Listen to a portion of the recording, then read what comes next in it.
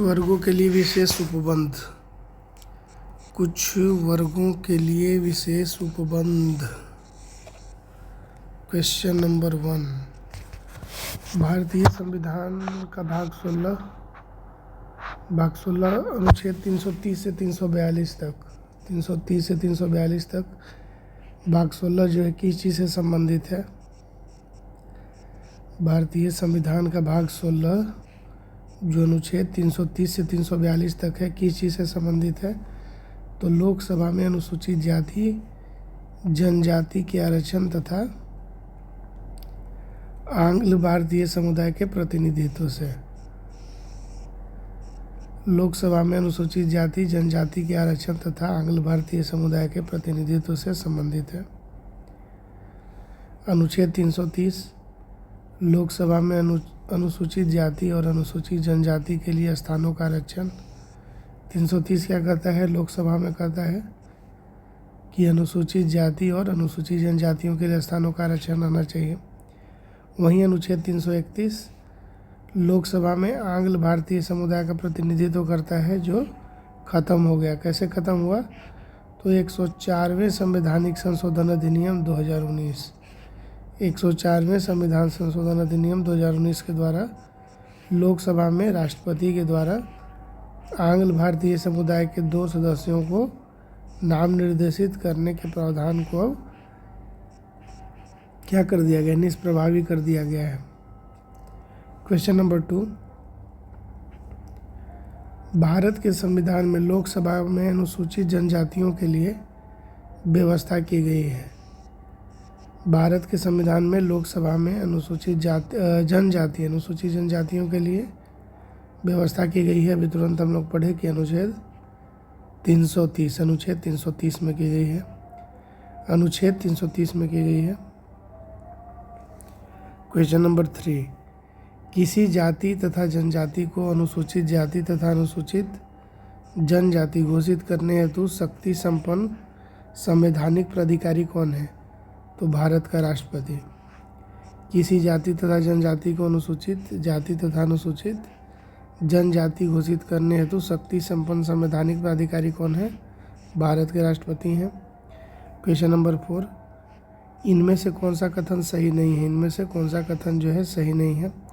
तो अनुसूचित जाति और अनुसूचित जनजातियों की सूचियां संबंधित राज्य सरकारों के द्वारा बनाई और संशोधित की जाती हैं।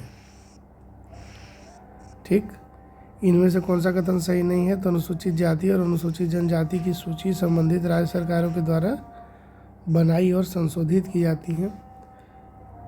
यह सही नहीं है, मतलब राज्य के द्वारा नहीं होगा। तो क्या होगा?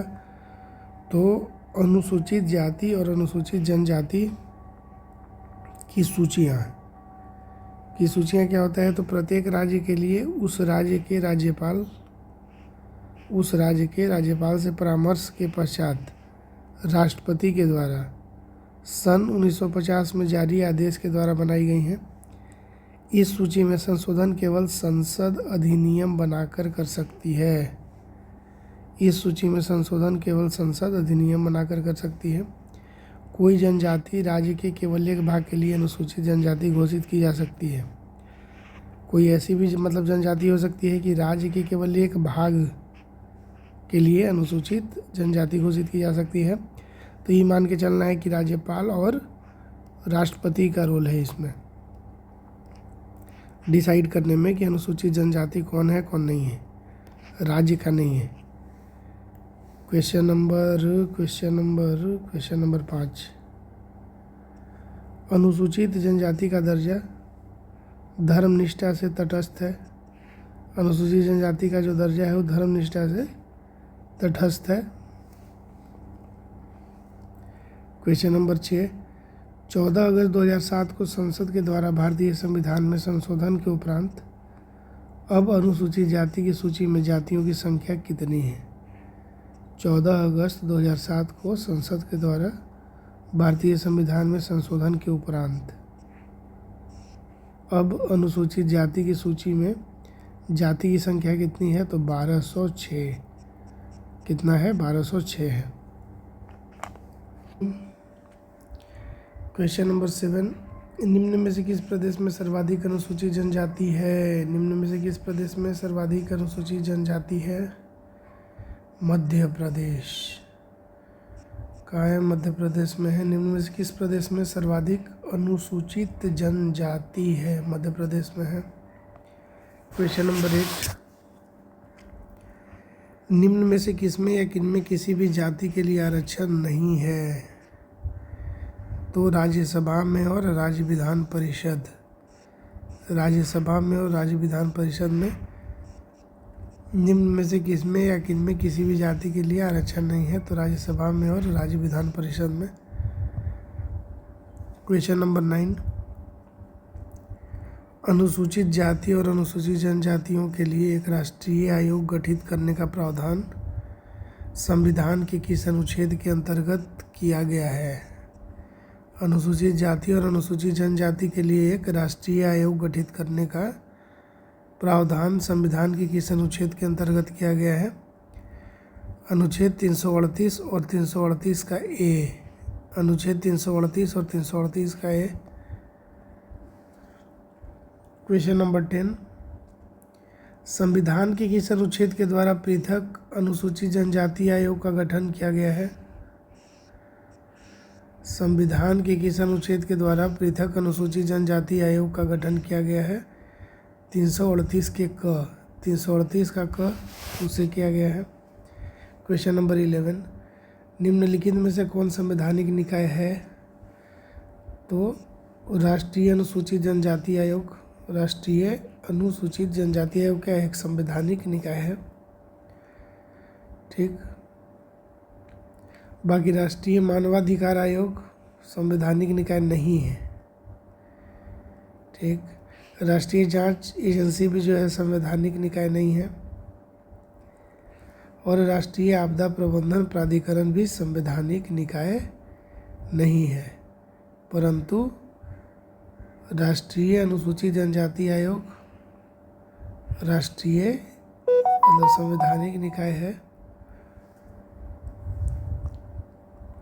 क्वेश्चन नंबर 12, लोकसभा में एंग्लो इंडियन समुदाय के प्रतिनिधित्व के लिए प्रावधान संविधान के किस अनुच्छेद के अंतर्गत किया गया है? 331, जिसको ख़त्म कर दिया गया। लोकसभा में एंग्लो इंडियन समुदाय के प्रतिनिधित्व के लिए प्रावधान संविधान के किस अनुच्छेद के अंतर्गत किया गया है? तो किया गया था, बोलिए 331 में किया गया था, जिसे ख़त्म कर दिया गया। क्वेश्चन नंबर 13, लोकसभा में एंग्लो इंडियन समुदाय के लिए आरक्षण का प्रावधान संविधान के किस अनुच्छेद के अंतर्गत किया गया था? सेम क्वेश्चन 331 किया गया था, अब ख़त्म कर दिया गया है 2019 में। अच्छा, ये क्वेश्चन अलग है, इसको देखिए। निम्नलिखित में से कौन सा अनुच्छेद राज्य विधानसभा, अब लोकसभा का बात नहीं हो रहा है, अब आ गया राज्य विधानसभा में आंग्ल भारतीयों के प्रतिनिधित्व से संबंधित है, तो इसमें हो जाएगा अनुच्छेद 333। 331 क्या था? लोकसभा में, और 333 कहाँ है? राज्य विधानसभा में। क्वेश्चन नंबर 15, सूची 1 को सूची 2 से मिलाना है, स्टार मार्क हटाइए। क्वेश्चन नंबर 16, पिछड़ी जाति आयोग के प्रथम सभापति कौन थे? काका साहेब कालेलकर। पिछड़ी जाति आयोग के प्रथम सभापति कौन थे? पिछड़ी जाति आयोग जो होता है, आयोग जो बना था, उसके प्रथम सभापति कौन थे? काका साहेब कालेलकर। काका साहब कालेलकर। विविध में आ जाइए, विविध प्रश्न। क्वेश्चन नंबर 1, संयुक्त राष्ट्र संघ कब आरंभ हुआ था? 1945 में। संयुक्त राष्ट्र संघ कब आरंभ हुआ था? 1945 में। क्वेश्चन नंबर 2, संयुक्त राष्ट्र महासंघ दिवस कब मनाया गया? संयुक्त राष्ट्र महासंघ दिवस कब मनाया जाता है? 24 अक्टूबर को मनाया जाता है। 24 अक्टूबर को मनाया जाता है संयुक्त राष्ट्र महासंघ दिवस। कब मनाया जाता है? 24 अक्टूबर को। क्वेश्चन नंबर 3, संयुक्त राष्ट्र सुरक्षा परिषद में अस्थायी सदस्यों की संख्या क्या है? 5 है। जो सिक्योरिटी काउंसिल है उसमें 5 है। अस्थायी सदस्यों की संख्या कौन कौन है? तो यूएसए, यूके, रूस, फ्रांस एवं चीन। शेष क्या है? तो शेष 10 अस्थायी सदस्य हैं जो 2 वर्ष के कार्यकाल के लिए संयुक्त राष्ट्र महासभा द्वारा चुने जाते हैं। क्वेश्चन नंबर 4, निम्न में से कौन संयुक्त राष्ट्र की सुरक्षा परिषद का अस्थायी सदस्य नहीं है? निम्न में से कौन संयुक्त राष्ट्र की सुरक्षा परिषद का अस्थायी सदस्य नहीं है? तो इसमें फ्रांस है, चीन है, ग्रेट ब्रिटेन है, जर्मनी नहीं है। क्वेश्चन नंबर 5, निम्नलिखित में से किस देश को वर्ष 2021-22 निम्नलिखित में से किस देश को वर्ष 2021-22 के लिए संयुक्त राष्ट्र सुरक्षा परिषद के अस्थायी सदस्य के रूप में जून 2020 में नहीं चुना गया है? तो कनाडा। क्वेश्चन नंबर 6, संयुक्त राष्ट्र संघ के चार्टर के अनुसार सुरक्षा परिषद में निषेधाधिकार का प्रयोग करने की शक्ति के विषय में निम्नलिखित में से कौन सा कथन सही नहीं है? तो संयुक्त राष्ट्र संघ के चार्टर के अनुसार सुरक्षा परिषद में निषेधाधिकार का प्रयोग करने की शक्ति के विषय में निम्नलिखित में कौन सा कथन सही नहीं है? तो सही नहीं है कि सुरक्षा परिषद का कोई भी सदस्य किसी संकल्प के विरुद्ध मत देकर के उसे पारित होने से रोक सकता है। सुरक्षा परिषद का कोई भी सदस्य किसी संकल्प के विरुद्ध मत देकर के उसे पारित होने से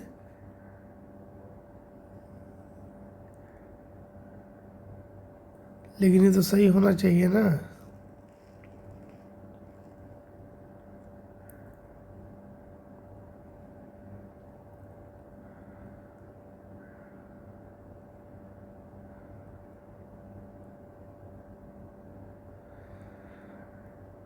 अच्छा, यहाँ पे है क्या ना, सुरक्षा परिषद का कोई भी सदस्य थोड़ी होगा।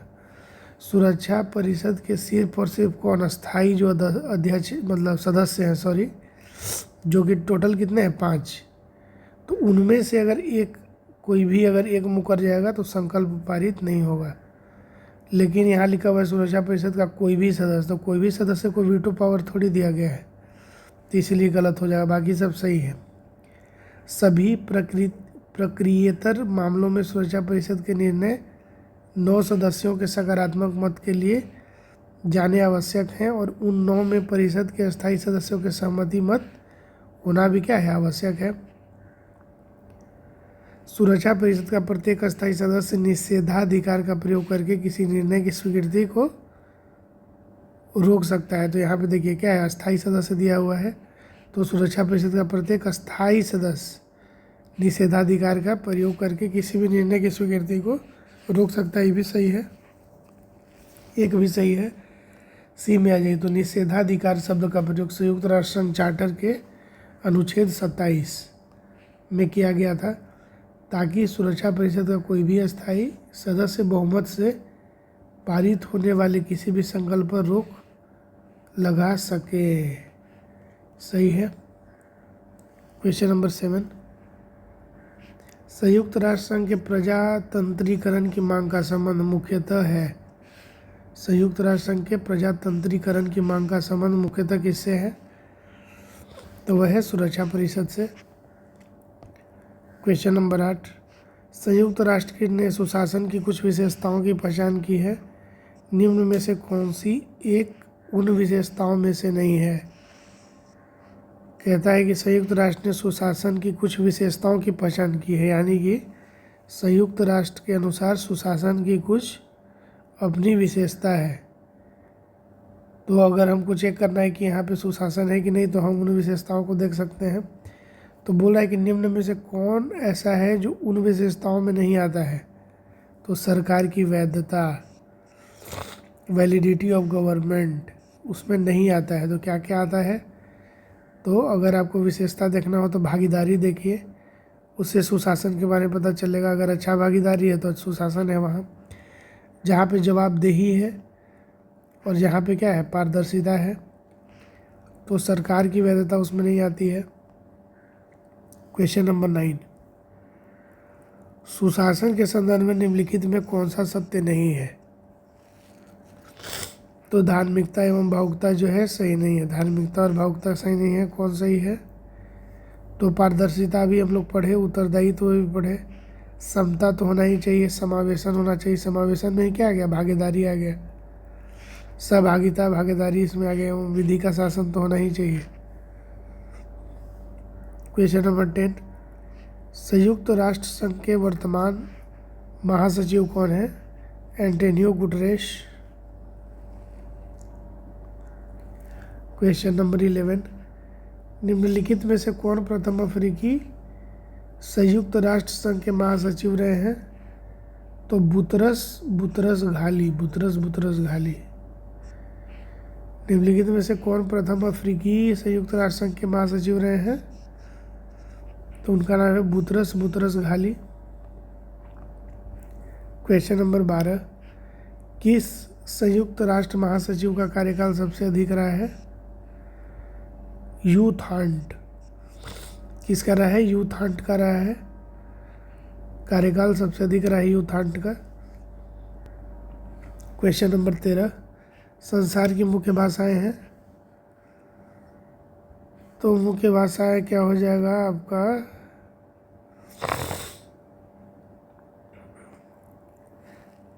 संसार की मुख्य भाषाएं हैं, उपरोक्त में से कौन सी एक भाषा संयुक्त राष्ट्र संघ की आधिकारिक भाषा नहीं है? अच्छा, उपरोक्त में से कौन सी एक भाषा संयुक्त राष्ट्र संघ की आधिकारिक भाषा नहीं है? तो कौन नहीं है? अपना हिंदी। चीनी है, अंग्रेजी है, स्पेनिश है, लेकिन हिंदी नहीं है। क्वेश्चन नंबर 14, निम्नलिखित कथनों पर विचार कीजिए और इसमें कौन सही है आपको बताना है। तो इसमें केवल 2 जो है सही है, यानी कि पाकिस्तान की संविधान सभा में यह मांग रखी गई कि राष्ट्रभाषाओं में बांग्ला को भी सम्मिलित किया जाए। अच्छा, पाकिस्तान की संविधान सभा में यह मांग रखी गई कि राष्ट्रभाषाओं में बांग्ला को भी क्या किया जाए? सम्मिलित किया जाए। क्वेश्चन नंबर 15, संयुक्त राष्ट्र संघ में हिंदी में भाषण देने वाले निम्न में से पहले व्यक्ति कौन रहे? संयुक्त राष्ट्र संघ में हिंदी में भाषण देने वाले निम्न में से पहले व्यक्ति कौन रहे? अटल बिहारी वाजपेयी। कौन रहे? अटल बिहारी वाजपेयी जी रहे। क्वेश्चन नंबर 16, निम्न देशों में से कौन एक देश संयुक्त राष्ट्र संघ का सदस्य नहीं है? स्टार मार्क हो गया। प्रश्नकाल के दौरान स्विट्जरलैंड संयुक्त राष्ट्र संघ का सदस्य नहीं था, परंतु 10 सितंबर 2002 को यह 190वें सदस्य के रूप में संयुक्त राष्ट्र में शामिल हुआ, जबकि लीबिया 1955 से, इराक 1945 से, नामीबिया 1990 से पहले से ही संयुक्त राष्ट्र के सदस्य हैं। वर्तमान में संयुक्त राष्ट्र के सदस्य देशों की संख्या कितनी है? 193 है। क्वेश्चन नंबर 17, निम्नलिखित में से कौन विश्व का नवीनतम राष्ट्र है? निम्नलिखित में से कौन विश्व का नवीनतम राष्ट्र कौन है? दक्षिण सूडान। निम्नलिखित में से कौन विश्व का नवीनतम राष्ट्र है? दक्षिण सूडान है। क्वेश्चन नंबर 18, अंतर्राष्ट्रीय न्यायालय का मुख्यालय कहाँ है? द हेग में है। कहाँ है? हेग में। क्वेश्चन नंबर 19, श्री आर.एस. पाठक से पूर्व अंतर्राष्ट्रीय न्यायालय में निर्वाचित 2 अन्य भारतीय न्यायमूर्ति कौन कौन रहे हैं? श्री आर.एस. पाठक साहब से पूर्व अंतर्राष्ट्रीय न्यायालय में निर्वाचित 2 अन्य भारतीय न्यायमूर्ति कौन कौन रहे हैं? तो बी.एन. राव और नगेंद्र सिंह। कौन रहे हैं? बी.एन. राव और Nagendra Singh.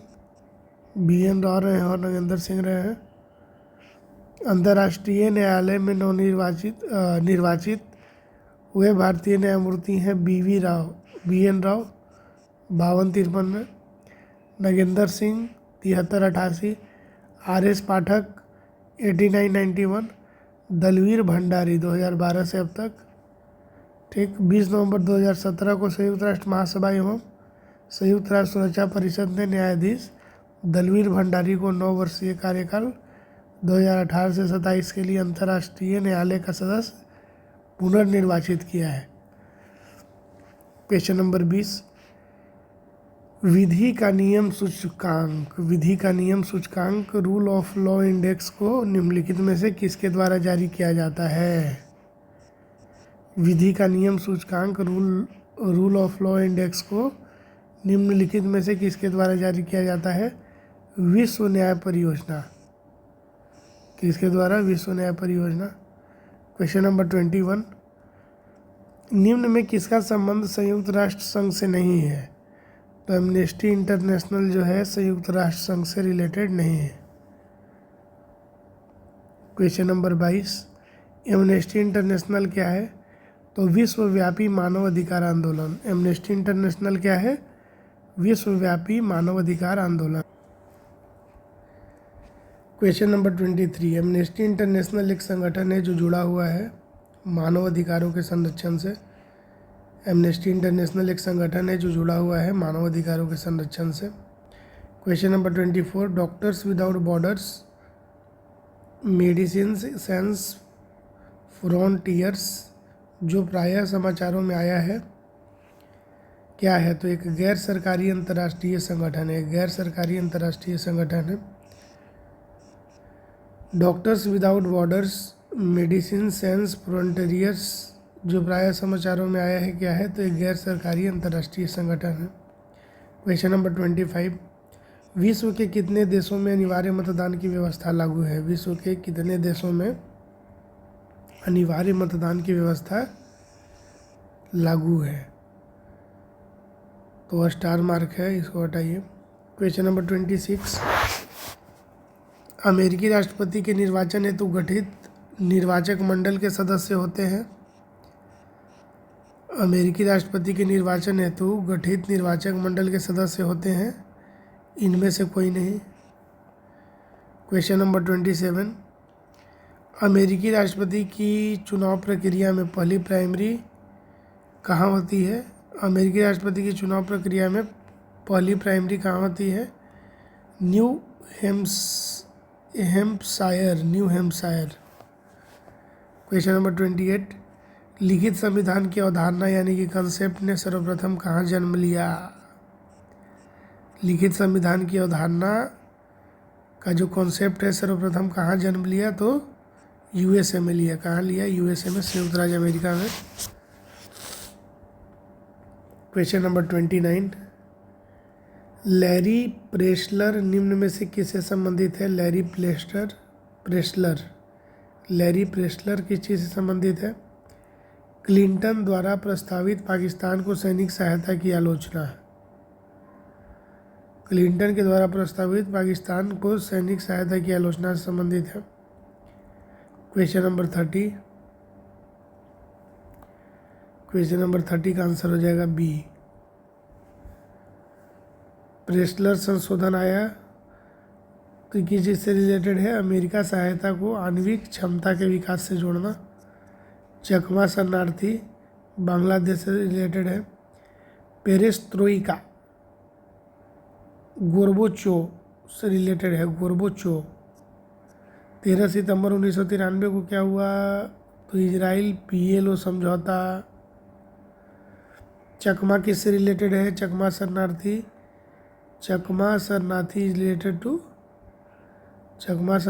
Is related to Bangladesh. प्रेस्लर संशोधन अमेरिका सहायता को आणविक क्षमता के विकास से जोड़ना। ठीक। क्वेश्चन नंबर 31, एशिया की धुरी विदेश नीति की रणनीति है। एशिया की धुरी विदेश नीति की रणनीति है। एशिया की धुरी विदेश नीति की रणनीति है। किसकी विदेश नीति है? तो यूएसए की रणनीति है एशिया की धुरी। क्वेश्चन नंबर 32, CIA किस देश की आसूचना एजेंसी है? CIA किस देश की आसूचना एजेंसी है? तो यूएसए की है। CIA किस देश की आसूचना एजेंसी है? यूएसए की है। क्वेश्चन नंबर 33, रिसर्च एवं एनालिसिस विंग रॉ निम्नांकित में से किसका भाग है? Raw research and analysis wing निम्नांकित में से किसका भाग है? मंत्रिमंडल सचिवालय। यानी कि कैबिनेट सेक्रेटरीट। 1968 को किया गया था यह संस्था मंत्रिमंडलीय सचिवालय कैबिनेट सेक्रेटरीट के अंतर्गत आता है। क्वेश्चन नंबर 34, मोसाद क्या है? तो इजराइल गुप्तचर संगठन। मोसाद क्या है? मोसाद क्या है? तो इजराइल गुप्तचर संगठन है। आईएसआई जो है उसका पूरा नाम क्या है? आईएसआई जो है उसका पूरा नाम क्या है? उसका पूरा नाम है इंटर सर्विसेज इंटेलिजेंस। क्या है? इंटर सर्विसेज इंटेलिजेंस इसका नाम है। Pakistan. Question number 36, fourth state या चतुर्थ स्तंभ क्या है? फोर्थ स्टेट हम लोग बोलते हैं कि इसको प्रेस को बोलते हैं, तो वही रहेगा। क्वेश्चन नंबर 37, ब्रिटिश समाचार पत्रों का केंद्र कौन सा है? Fleet street. कौन है? फ्लीट स्ट्रीट है। ब्रिटिश समाचार पत्रों का केंद्र कौन सा है? फ्लीट स्ट्रीट है। क्वेश्चन नंबर 38, निम्नलिखित कथनों पर विचार कीजिए और इसमें सही कौन है? तो इसमें केवल एक सही है, और वह है कि रूस की संसद पार्लियामेंट फेडरल असेंबली कहलाती है। रूस की संसद पार्लियामेंट को क्या बोला जाता है? फेडरल असेंबली बोला जाता है। क्या बोला जाता है? फेडरल असेंबली कहा जाता है। क्वेश्चन नंबर 39, जापान की संसद को क्या कहा जाता है? डायट। जापान की संसद को क्या कहा जाता है? डायट कहा जाता है। क्वेश्चन नंबर 40, चीन की संसद जानी जाती है नेशनल पीपुल्स कांग्रेस। चीन की संसद जानी जाती है National People's Congress. Question number 41, किस देश के राजनीतिक नेतृत्व को प्रीसलिंग नाम से जाना जाता है? चाइना। किस देश के राजनीतिक नेतृत्व को प्रीसलिंग नाम से जाना जाता है? चाइना। क्वेश्चन नंबर 42, तास कहाँ की समाचार एजेंसी है? रसिया। तास कहाँ की समाचार एजेंसी है? रसिया। क्वेश्चन नंबर 43, चीन की समाचार एजेंसी का क्या नाम है? New China news agency. चीन की समाचार एजेंसी का क्या नाम है? New China news agency. और इसको भी याद रखिएगा कि सिन्हुआ न्यूज एजेंसी, सिन्हुआ समाचार एजेंसी भी कहाँ का है? चाइना का है। Question number 44, don. डॉन किस देश का समाचार पत्र है? तो ये पाकिस्तान का है। डॉन किस देश का समाचार पत्र है? पाकिस्तान का है। क्वेश्चन नंबर 45, किस देश की सरकारी रिपोर्ट को येलो बुक कहा जाता है? किस देश के सरकारी रिपोर्ट को येलो बुक कहा जाता है? किसको? फ्रांस। किस देश के सरकारी रिपोर्ट को येलो बुक कहा जाता है? फ्रांस। क्वेश्चन नंबर 46, निम्नलिखित कथनों पर विचार कीजिए, उपयुक्त में से कौन सही है? तो इसमें केवल एक सही है, यानी कि राष्ट्रमंडल का कोई चार्टर, संधि या संविधान नहीं है। राष्ट्रमंडल का कोई चार्टर, संधि या संविधान नहीं है। क्वेश्चन नंबर 47, स्वेच्छा से किया गया यह समझौता स्वेच्छा से समाप्त किया जा सकता है। पंडित जवाहरलाल नेहरू का उपरोक्त कथन निम्नलिखित में से किसे इंगित करता है? तो भारत का राष्ट्रमंडल से जुड़ा, भारत का राष्ट्रमंडल से जुड़ा उसमें क्या है? जेएल नेहरू ने कहा कि स्वेच्छा से किया गया यह समझौता स्वेच्छा से समाप्त भी किया जा सकता है। क्वेश्चन नंबर 48, प्रथम भारतीय प्रधानमंत्री जिन्होंने अफगानिस्तान की यात्रा की? जवाहरलाल नेहरू। प्रथम भारतीय प्रधानमंत्री जिन्होंने अफगानिस्तान की यात्रा की? जवाहरलाल नेहरू। क्वेश्चन नंबर 49, भारतीय विदेश नीति जो तटस्थता पर आधारित थी को प्रारंभ किया था? भारतीय विदेश नीति जो तटस्थता पर आधारित थी उसको प्रारंभ किया था न्यूट्रल। तटस्थता का मतलब हुआ न्यूट्रल, न इधर न इधर, नॉन अलाइनमेंट। उसको कौन शुरू किए थे? NAM, non alignment movement, Jawaharlal Nehru ने शुरू किया। क्वेश्चन नंबर 50, निम्नलिखित में से कौन सा एक पंचशील का सिद्धांत नहीं है? तो गुट निरपेक्षता पंचशील का सिद्धांत नहीं है। क्वेश्चन नंबर 51, दक्षिण एशियाई क्षेत्र के लिए भारत का 6 सूत्री प्रस्ताव भारत के किस प्रधानमंत्री के द्वारा प्रस्तुत किया गया था? दक्षिण एशिया यानी कि क्या होगा, साउथ एशिया क्षेत्र के लिए भारत का 6 सूत्री प्रस्ताव भारत के किस प्रधानमंत्री के द्वारा पेश किया गया था? किसके द्वारा? अटल बिहारी वाजपेयी। किसके द्वारा? अटल बिहारी वाजपेयी के द्वारा किया गया था। क्वेश्चन नंबर 52, सूची 1 को सूची 2 से क्या करना है, मिलाना है।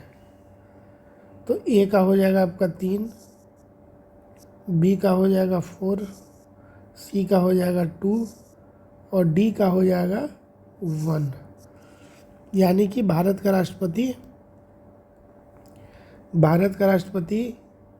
भारत के संविधान के प्रति श्रद्धा एवं निष्ठा रखेगा। सही है। सर्वोच्च न्यायालय के जज संविधान और विधि की मर्यादा बनाए रखने का काम किसका है? संविधान और विधि की मर्यादा, तो जहाँ वर्ड आ गया संविधान, तो संविधान और विधि की मर्यादा बनाए रखने का काम किसका है? सर्वोच्च न्यायालय के जज। संसद सदस्य क्या है? तो कर्तव्यों के निष्ठापूर्वक निर्वहन करने का काम रहेगा, कर्तव्यों के निष्ठापूर्वक निर्वहन। संघ के मंत्री क्या करेंगे? संघ के मंत्री सूचना की गोपनीयता।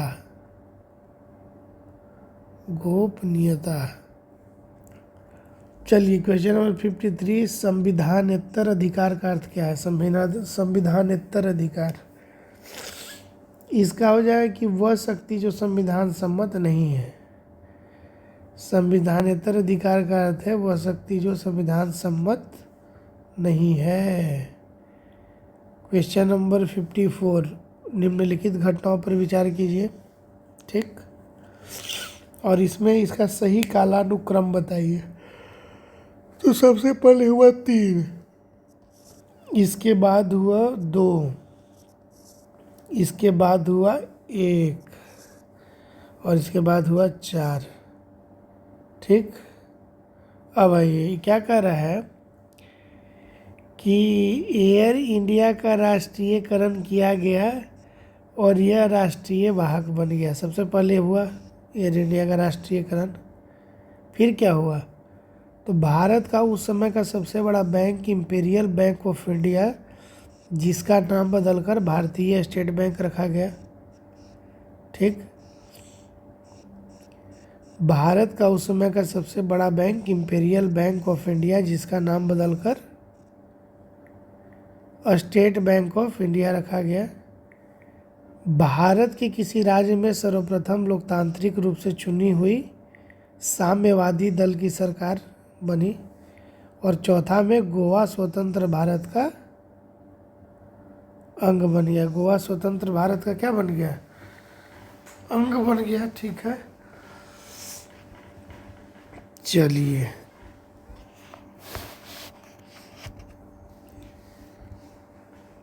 1987 में हुआ।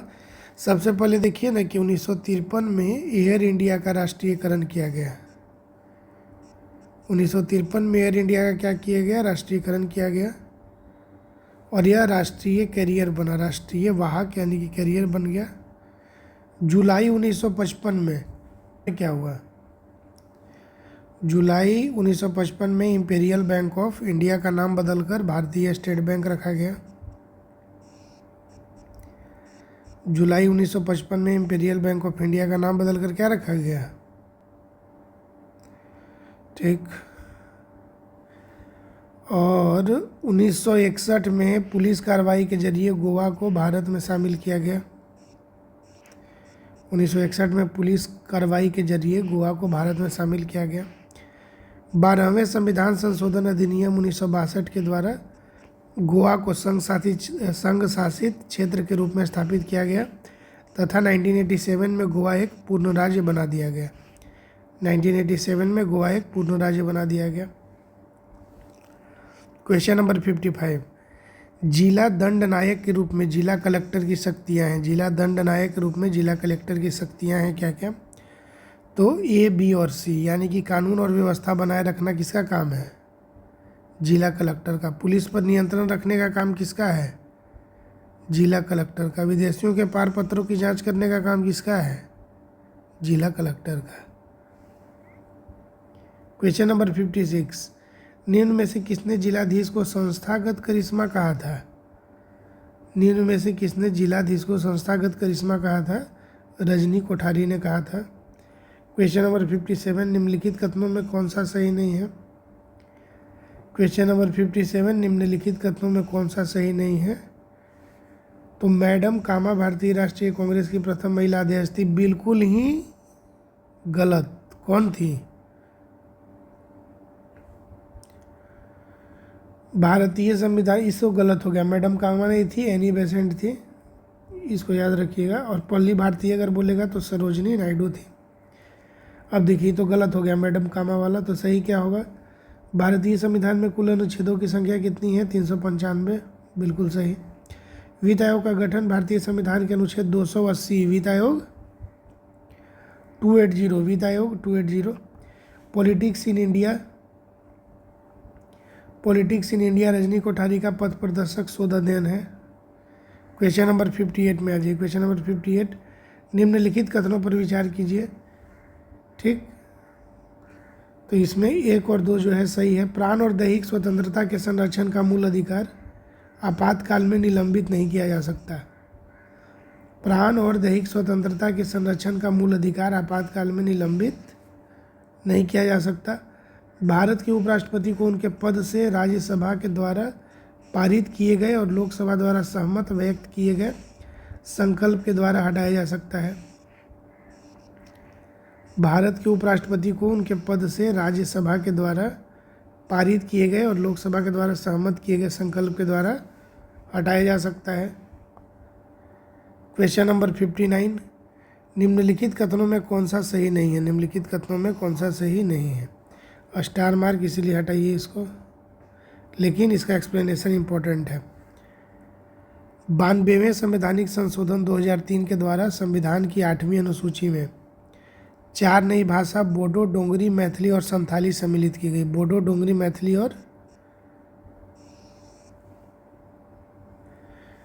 92वें संवैधानिक संशोधन 2003 के द्वारा संविधान की 8वीं अनुसूची में 4 नई भाषाएं जोड़ी गई। बोडो, डोंगरी, मैथिली और संथाली सम्मिलित की गई। ठीक, इस संशोधन के फलस्वरूप 8वीं अनुसूची में दी गई कुल भाषाओं की संख्या कितनी हो गई? 22। वर्ष 1950 में जब संविधान लागू किया गया तो उस समय 8वीं अनुसूची में कितनी भाषाएं थी? 14। ठीक, क्वेश्चन नंबर 60 में आ जाइए। निम्नलिखित कथनों का परीक्षण करें एवं नीचे दिए गए कूट से सही उत्तर चुनें। ठीक, तो इसमें बोल रहा है कि सही क्या हो जाएगा? तो 1 2 3 4 हो जाएगा, सारा सही है। यानी कि उच्च न्यायालय के न्यायाधीश अपने पद पर 62 वर्ष तक ही आयु पर आसीन रहते हैं। उच्च न्यायालय के न्यायाधीश अपने पद पर 62 वर्ष तक ही आयु तक ही आसीन रहते हैं। जिस राजनीतिक दल को 4 या अधिक राज्यों में मान्यता प्राप्त होती है वह क्या होता है? राष्ट्रीय स्तर का दल होता है। जिस राजनीतिक दल को 4 या अधिक राज्यों में मान्यता प्राप्त होती है वह क्या होता है? राष्ट्रीय दल होता है। क्या होता है? राष्ट्रीय दल होता है। कोई विधेयक धन विधेयक है या नहीं, इसका निस्तारण अध्यक्ष लोकसभा द्वारा किया जाता है। कोई विधेयक धन विधेयक है या नहीं, इसका निस्तारण अध्यक्ष लोकसभा के द्वारा किया जाता है। संज्ञेय अपराध वह अपराध है जिसमें बिना वारंट गिरफ्तारी की जा सकती है। संज्ञेय अपराध वह अपराध है जिसमें बिना वारंट गिरफ्तारी की जा सकती है। उच्च न्यायालय के न्यायाधीश अपने पद पर 62 वर्ष तक की आयु तक आसीन रहते हैं। ठीक है, तो ये चारों क्या हो जाएगा? सही हो जाएगा।